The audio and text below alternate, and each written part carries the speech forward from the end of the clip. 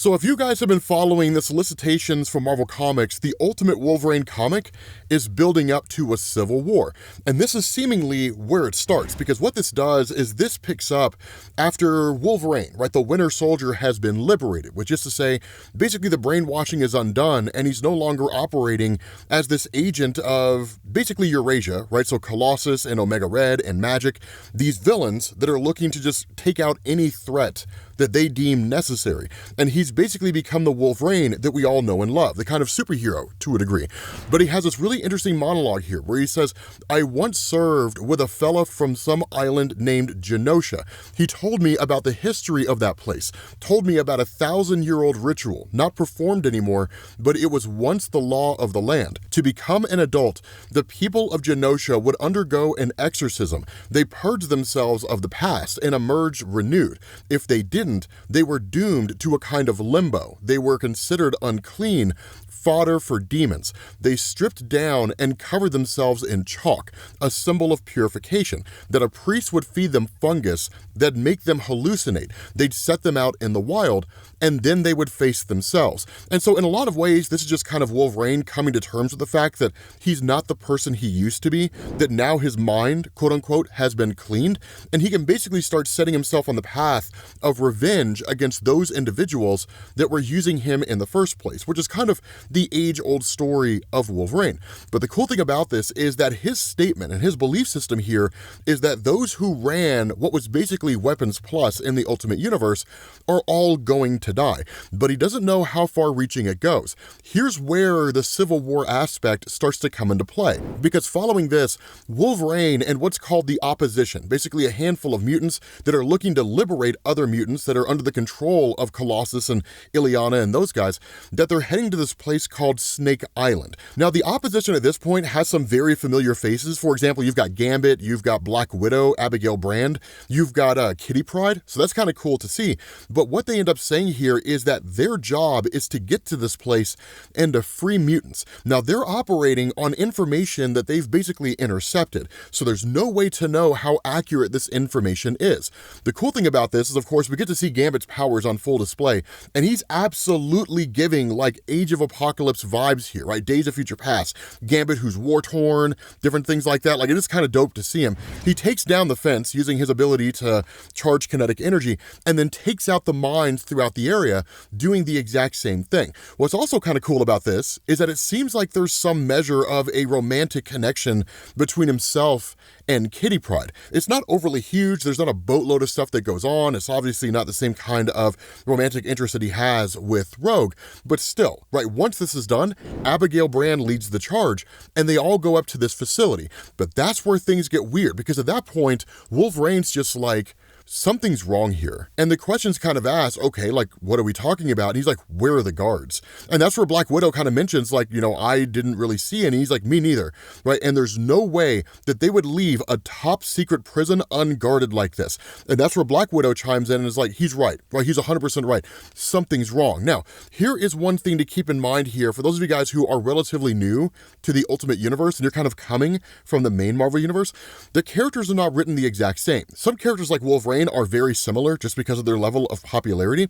But those of you guys who are familiar with Black Widow, you would know she would have figured this out like that. Like right off the bat, she would have been like, something's off here. There's no guards. But again, the Ultimate Universe is designed to be more in line with the real world. And so because of that, you see characters operating the way they would here in the real world, where they do not have all the facts and all the information. Not only that, they send Kitty Pryde into the building due to her ability to phase. So whatever threat happens to be there, she could just make herself intangible and then just come back out again and then warn them. But because of the fact that it takes a little too long, Gambit chimes in, right? And he's like, I really don't like what's going on here. Like, she should have only been there for a moment or two. And of course, Abigail Brand's like, look, you know, give her a minute, right? It'll be cool. But Gambit's growing increasingly impatient. Now, here's the other cool thing about this. While Abigail Brand is a leader here in the main Marvel Universe, she's the head of SWORD, the Sentient World Observation and Response Department. Basically, S.H.I.E.L.D. monitors Earth and SWORD monitors space. And while she still maintains that air of authority, she kind of seems a little inexperienced here, because Abigail Brand in the main main Marvel universe, would have immediately hopped in and just been like, we got to go in there, right? It's taking way too long. She could be a bit reckless from time to time. But then Kitty Pryde finally emerges and is in a state of shock and panic because everybody's like, what in the world is going on? And she's like, bodies. There are bodies everywhere in there. Someone massacred everyone. Now, here's the crazy thing. Once they get the door open and they get inside, we don't really get a good look at who's in here. So we don't necessarily know how much of these guys are scientists and how many of these guys are mutants that were being held here, if mutants were even being held here at all. And the reason why is because as Wolverine starts to make his way through this place, he starts picking out what are basically these prongs. And initially, it's just kind of like, what in the world is this? Of course, Wolverine doesn't know, but he's kind of their eye in the sky, right? He's their source of information because being on the inside and part of the Weapons Plus program, he's the only one that really actually knew what was taking place inside of these facilities. But the fact that he doesn't know indicates that whatever's here is new and hasn't been seen before. And so, of course, Wolverine just tells him, we have to go down to the end of this hallway. There's a light coming from there. Whatever we're looking for is in that place. And so effectively, he starts sneaking them through this entire facility. Now, of course, guns are ready and so on and so forth. But once they get into this room, they find even more dead bodies. And Angel is in here. Now, here's the cool thing about Archangel, Warren Worthington, right? Traditionally in Marvel Comics, when he first popped up, he was just a mutant with feathery wings, and it was kind of cool. But then you go into like the Fall of the Mutants, you go into him becoming a member of Apocalypse's Four Horsemen, becoming Archangel as opposed to Angel, and most fans of the X-Men will tell you that's when Warren Worthington was at his best, and I would say that's probably true. But it's also when he was at his deadliest, and it's giving really creepy vibes here because all he's doing is just muttering to himself and saying the same thing over and over and over again, right? Like, I won't let you, just repeatedly saying it time and time again, which seems to indicate some measure of insanity. And even Wolverine catches in on that, right? He's like, this guy is not playing with a full deck. But the response of Kitty Pryde is, those wings, right? I remember him from the files. His name is Warren Worthington, that he's scared Logan and we can help, which means we need to help. And where initially Kitty Pryde walks up to him and tries to approach him, he immediately lashes out, fires off all these wings, kills Abigail Brand and nails Beast in the eye. It's a massacre right off the bat. No quarters given and no questions are asked. And it's like, holy cow. And he's just like, I won't, right? And it's crazy because at that point, Wolverine's just like, we have to take this guy down, right? There's no rationalizing or reasoning with this guy. Not only that, his wingspan is colossal and his wing design is insane, right? He's basically bearing 4 sets of wings as opposed to 2, meaning he is far deadlier than he would traditionally be. Not only that, much like what we saw with Archangel, his traditional wings have been replaced with razor blades. So literally firing off these just daggers, for lack of a better word, at everybody he attacks. And so it takes the full contingent of the team to run up on this guy. Even Gambit channeling his powers, right, and blasting things back at him. At the end of the day, he is momentarily subdued. But here's why the Civil War aspect is so important to all of this. Because one of the things that we learn here is that as Wolverine is making his way through, number one, Beast just seems by all standards of measurement dead. Abigail Brand is 100% dead. But Wolverine says, I know it's not him, right? It's this country. They're messing around with brains. The experiments, I'm the one who got saved, right? I came back. But how do we know that we haven't changed him so much that he can never go back? This is not a damsel in distress kid. It's a horseman of the apocalypse. It's death on metal wings. Everyone it touches dies. Claws, wings, the one thing that matters is how well does it kill. So even if we can, does he deserve saving? Does he even want to be saved? Did I?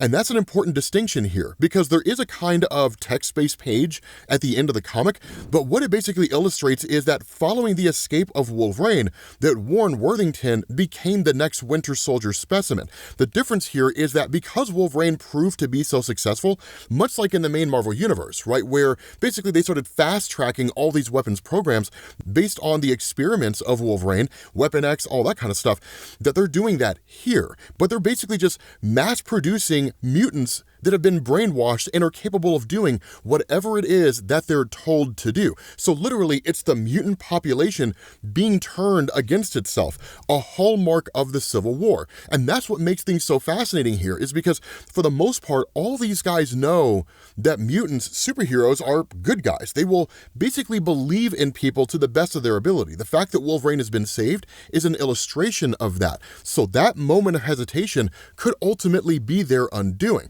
But as Wolverine starts making his way through this facility, he ends up hearing this kind of conversation, right? Dr. Stragatsky, this is Professor Prostovich. We have not had a new update on the Angel specimen experiments, nor have we had any updates on the Katsuni Mask or the Mimic specimens. Now, here's the thing about the Mimic specimen. It's quite possibly the deadliest of all the specimens. And the reason why is because Calvin Rankin was a mutant with the ability to copy the powers and knowledge and skills of anybody around him. And it wasn't just mutants. It was anyone around him, right? Human, humanoid, mutants, it didn't really matter. And while this range has changed over the years in Marvel, right, sometimes it's up to a mile or whatever, the fact is, if he were standing here right now, he would have the powers of every single one of these mutants that are here. Mimic is criminally underrated in Marvel Comics. It's nuts how little respect that guy gets. But the fact that he's being used here, he's being built, says almost everything, because she continues on. Leaders Rasputin and Rossovich are growing impatient, Doctor. I can only make excuses for so long until your incompetence begins to stain my credibility too. And that's where she says, Dr. Stragatsky, are you there? If you do not respond, I will be forced to send people there. And that's where Wolverine starts to pick up on the voice. He doesn't seem to fully recognize it, and he doesn't even know who this person is. But they see him, right? And they say, like, step forward so I can see you there. And she says, Doctor, if this is your idea of a game, but that's when she realizes it's Wolverine. It's the Winter Soldier. And that's the thing. Wolverine does not really remember much about what he experienced during his time under Weapons Plus. But of course, they remember everything about him. And where he lashes out and he destroys the computer, the question's asked, like, who was that? And he says, somebody who's going to be dead pretty soon. It seems he may remember. But the biggest takeaway from all of this, right? This Civil War is coming. That mutants are being turned into weapons by Colossus, his sister Magic, and Omega Red. And those weapons are being used to kill mutants. Wolverine was seemingly just the first. And while he is the most successful, there are others out there who are far more deadly, which really makes it exciting to wonder how all this is going to unfold. But with that being said, guys, we're going to bring this to an end. Hopefully you guys enjoyed this video. If you did, drop a like. Thank you all for watching, and I will catch you all later. Peace.